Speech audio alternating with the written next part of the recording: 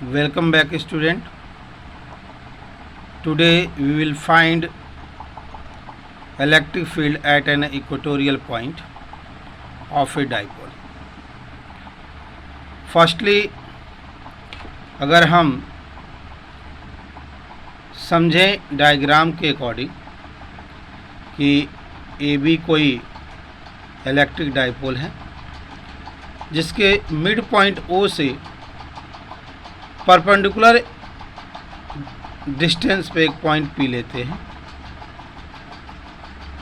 Suppose करिए कि अगर बी पॉइंट पे प्लस क्यू चार्ज है तो इसके लिए electric field E plus Q लेंगे, माइनस क्यू चार्ज के लिए इसके लिए ई माइनस क्यू लेंगे। अगर ओ पी की डिस्टेंस आर है, ए ओ ए के डिस्टेंस ए है, तो ये 90 डिग्री पे है। पाइथागोरस थ्योरम लगाएंगे तो ए पी और बी पी की जो वैल्यू आएगी वो under root R square plus A square के इक्वल आएगा। अब हम पहले क्या करेंगे, इलेक्ट्रिक फील्ड फाइंड करेंगे पी पॉइंट पे due to A plus Q charge. तो इसके लिए अगर हम वैल्यू करें तो 1/4 pi epsilon naught Q by R square plus A square होगा, because under root R square plus A square value थी किसका, ए पी का, तो डिस्टेंस हो गई है।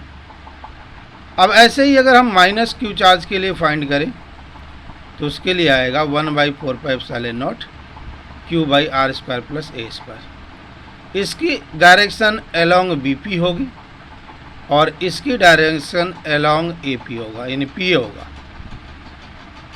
अब इसमें हमें एक चीज़ दिख रही है कि क्लियरली कि दोनों का मैग्नीट्यूड सेम है।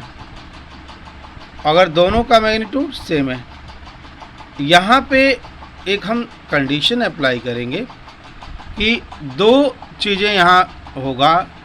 इसमें अगर हम इसको कंपोनेंट में डिवाइड करें तो एक नॉर्मल टू द डाइपोल होगा, वो साइन थीटा लेंगे, जो दोनों यानी E Q sine theta E Q sine minus E Q sine theta होगा और दोनों एक दूसरे को कैंसिल कर देगा।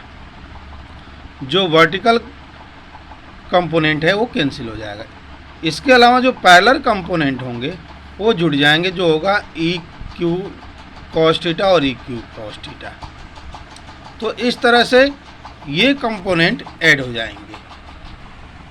तो E की जो वैल्यू होगी वो आपका होगा E इक्वल टू में minus E minus Q cos theta plus E plus Q cos theta. दोनों का मैग्नीट्यूड सेम था, E माइनस क्यू और E प्लस क्यू का, तो हम एक ही लिख देंगे -2 ई क्यू कॉस थीटा। अगर डायग्राम के अकॉर्डिंग, अभी हमने जो डायग्राम में देखा है उसके अकॉर्डिंग अगर हम यहाँ पे कॉस थीटा की वैल्यू निकालते हैं तो ये भी कॉस थीटा ही होगा। ये जो वैल्यू होगी ये भी आपका कॉस थीटा ही होगा, ये वाली वैल्यू आपकी कॉस थीटा ही होगी। ठीक है, तो इसलिए कॉस थीटा की वैल्यू अगर निकालते हैं तो कॉस थीटा की वैल्यू होता है, क्या होता है कि बेस अपॉन में हाइपोटेनस। तो cos theta equal to A by under root R square plus A square. अब हम ई क्यू की वैल्यू रख देंगे, कॉस थीटा की वैल्यू रख देंगे, इन दोनों की वैल्यू को ऐड करेंगे मल्टीप्लाई करेंगे और वैल्यू जो होगी हो जाएगा E equal to -1/4 pi epsilon naught 2 Q A upon R square plus A square की पावर 3/2।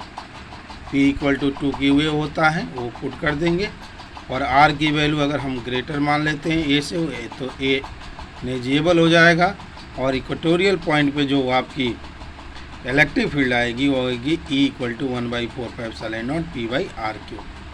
अगर इसको वेक्टर फॉर्म में लिखते हो तो E equal to 1/4 pi epsilon naught P dot R upon में आर की पावर 4। निगेटिव साइन ये शो कर रहा है कि जो इलेक्ट्रिक फील्ड है वो डाइपोल के एंटी पैरेलल होगा। तो ये आज का टॉपिक था।